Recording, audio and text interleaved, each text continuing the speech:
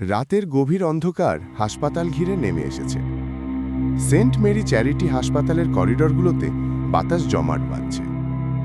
প্রতিটি ধাপের সাথে ভয় বাড়ছে।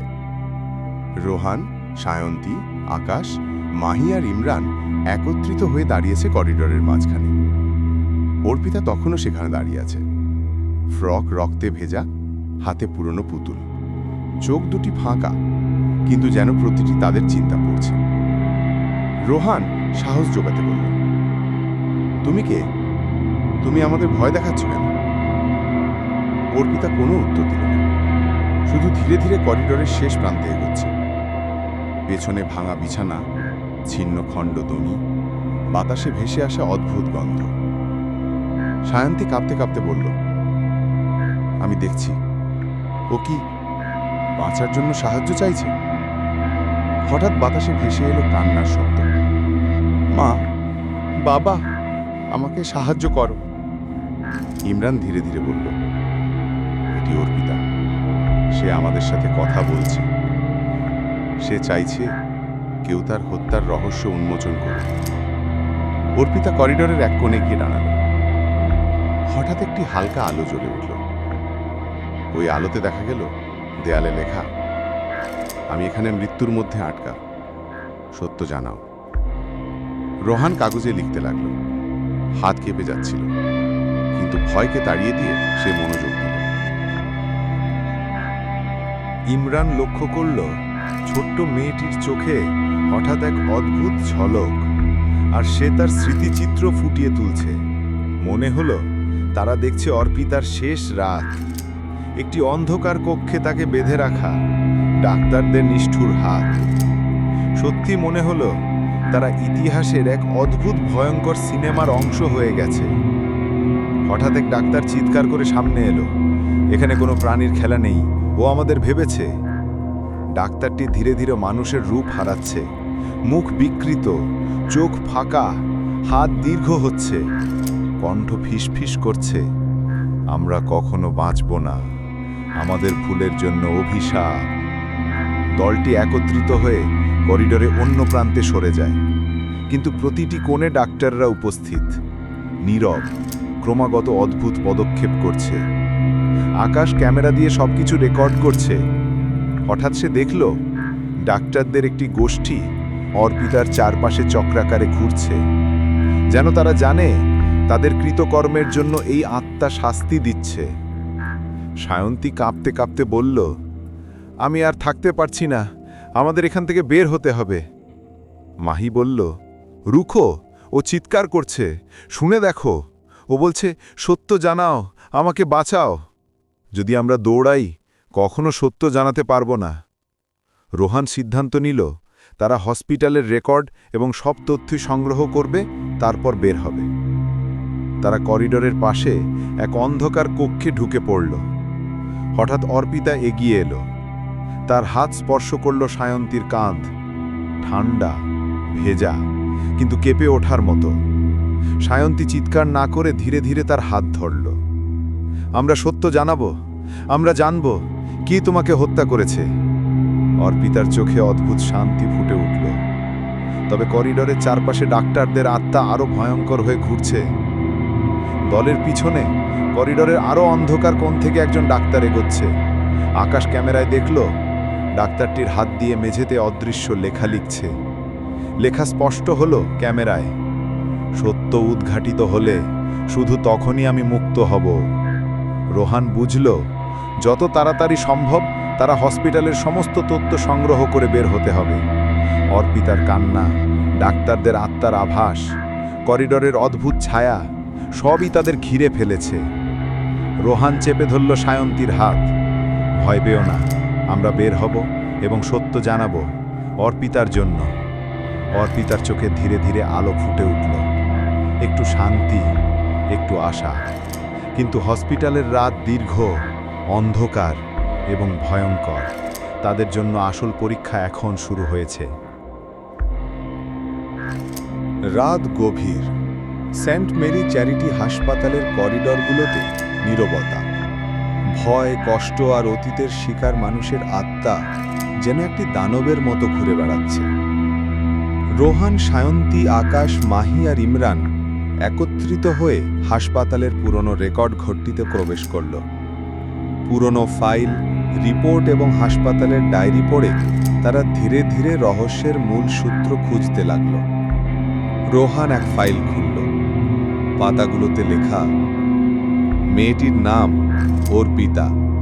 তার চিকিৎসা শুরু হয়েছিল সাধারণ জ্বরের জন্য, কিন্তু ডাক্তারের নির্দেশে তাকে একটি গোপন পরীক্ষার জন্য আলাদা কক্ষে নেওয়া হয়েছিল। মাহি চেঁচিয়ে বলল, "হো না, এটা শুধু কুসংস্কার নয়, সত্যি ঘটেছিল।" রোহান আরও পড়ল, দেখল সেই রাতে হাসপাতালের কিছু সিনিয়র ডাক্তার একরকম হিউম্যান ট্রায়াল চালাচ্ছিল। লক্ষ্য ছিল মানুষের শরীর থেকে এক রহস্যময় হরমোন বের করা। সেই জন্য শিশুদের ওপর পরীক্ষা করা হয়েছিল। অর্পিতার ছোট্ট জীবন ভেঙে পড়ে। তার আর্তচিৎকার আর দেহের ওপর অত্যাচার সবই নথিতে রেকর্ড। হঠাৎ করিডরের কোণে অর্পিতা ধীরে ধীরে এগোতে থাকে।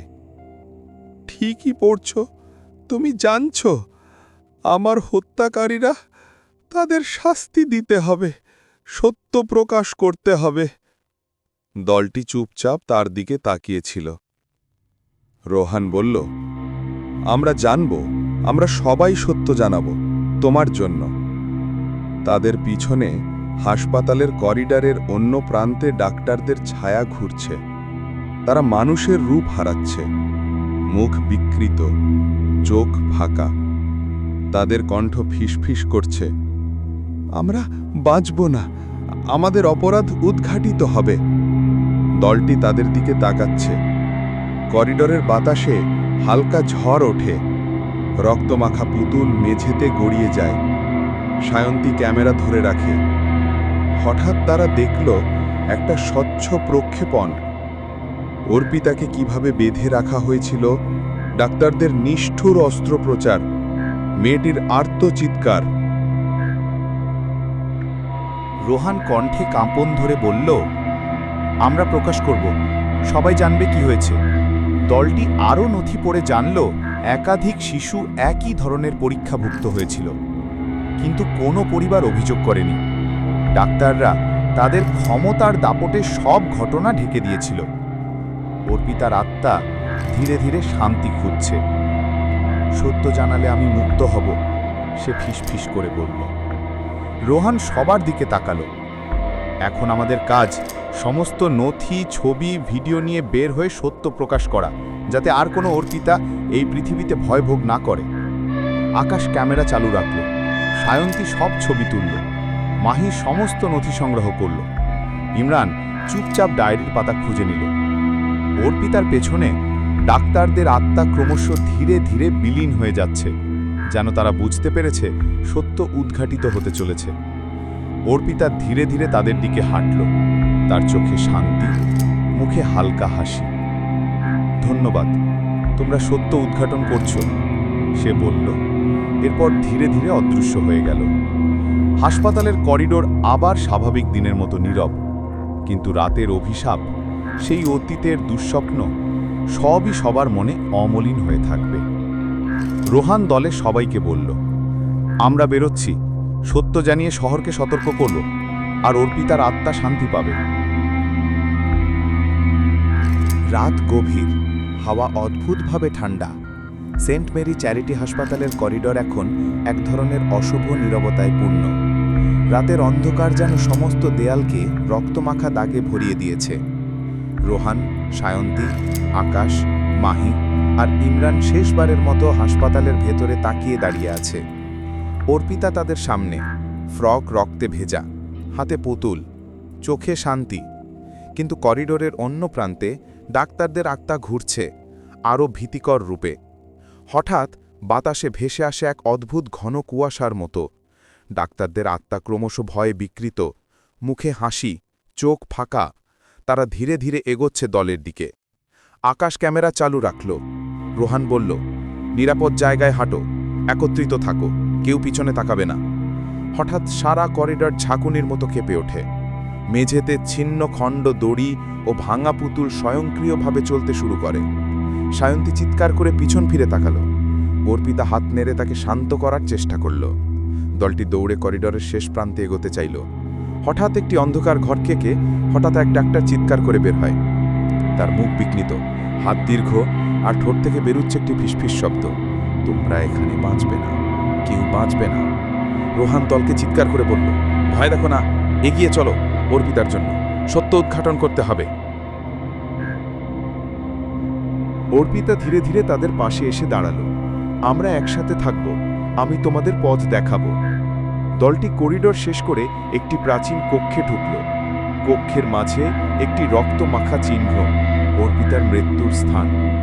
রোহান ফিসফিস করে বলল, এখানেই সব শুরু হয়েছিল। অর্পিতা ধীরে ধীরে চিৎকার করে বলল, ধন্যবাদ, তোমরা সত্য জানাবে, তখনই আমি মুক্ত হব। হঠাৎ করিডোরের বাতাস ঝাঁকুনি খায়। ডাক্তারদের আত্মা চিৎকার করে বিক্ষুব্ধ হয়ে উড়ে যায়। করিডোর এক মুহূর্তের জন্য অন্ধকারে ঢেকে যায়। একটি উজ্জ্বল আলো কক্ষের মাঝে ফুটে ওঠে। অর্পিতার মুখে শান্তি। শেষ, সে বলল। ধীরে ধীরে সে অদৃশ্য হয়ে গেল, আর চিৎকার কান্না সব মিলিয়ে গেল। দলটি শ্বাস নিতে পারে। ধীরে ধীরে তারা হাসপাতাল থেকে বের হলো। রাতের অন্ধকার, ঠান্ডা বাতাস, সবকিছু যেন এক মুহূর্তে স্বাভাবিক। সকালে শহরের মানুষ তাদের দেখে অবাক। তারা কথা বলতে চায় না, শুধু ধীর পায়ে চলে গেল। রোহান ক্যামেরা ধরেই বলল, আমরা সত্য উদ্ঘাটন করেছি, আর অর্পিতার আত্মা শান্তি পেয়েছে। আর কেউ যেন এই হাসপাতালের অভিশাপে বন্দী না হয়। সেন্ট মেরি চ্যারিটি হাসপাতাল দিনের আলোয় আবার স্বাভাবিক, কিন্তু শহরের মানুষ জানে রাত হলে এটি আর সাধারণ হাসপাতাল নয়। যে অভিশাপ ছিল তা শেষ হলেও ইতিহাস আর স্মৃতি চিরকাল ভয়ের ছায়া রাখবে। দলটি এবার সত্য প্রকাশ করতে প্রস্তুত। অর্পিতার হত্যার বিচার হবে, আর তার আত্মা চিরতরে মুক্তি পাবে।